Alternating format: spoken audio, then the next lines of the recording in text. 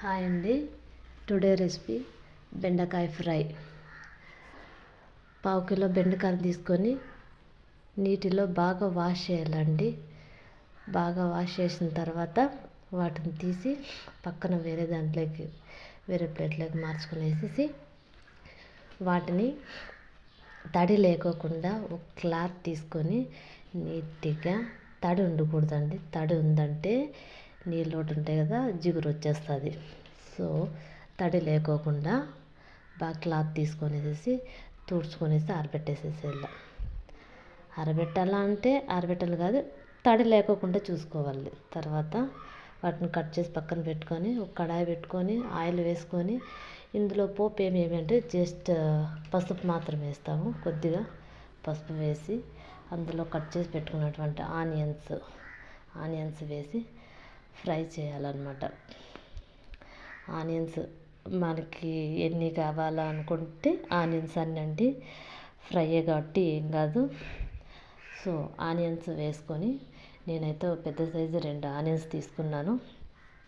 Onions వేసుకొని బాగా fry చేయాలండి. అవి కొద్దిగా రెడ్ కలర్లో చేంజ్ అవుతున్నప్పుడు మాత్రమే బెండకాయలు వేసుకోవాలి. కట్ చేసి పెట్టుకున్నటువంటి బెండకాయలని వేసుకోవాలి. అలానే మంటని మరీ హైలో కాకుండా మరీ లోలో కాకుండా మీడియంలో పెట్టి ఫ్రై చేసుకుందంటే ఇది ఫ్రై కదా, మాడిపోకుండా ఉంటాయండి. సో ఇప్పుడు కట్ చేసి పెట్టుకున్నటువంటి బెండకాయ ముక్కల్ని వేయాలన్నమాట.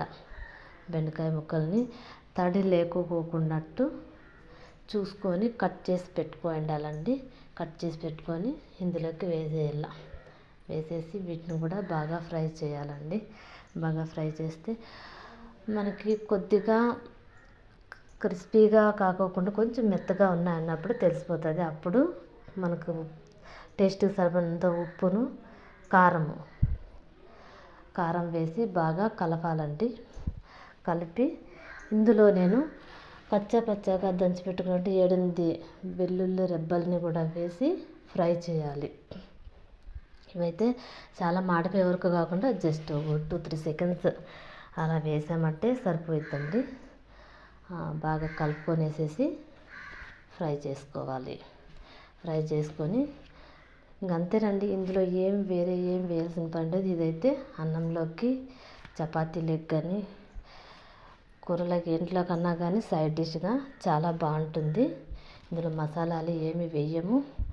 సో లాస్ట్లో దించే ముందు మనము కొత్తిమీరతో గార్నిష్ చేసుకోవాలి. నాకైతే ప్రస్తుతానికి కొత్తిమీర లేదండి. సో మీరు ఉంటే కానీ కొత్తిమీరతోటి గార్నిష్ చేసుకుంటే అంతే, బెండకాయ ఫ్రై రెడీ అయిపోతుంది.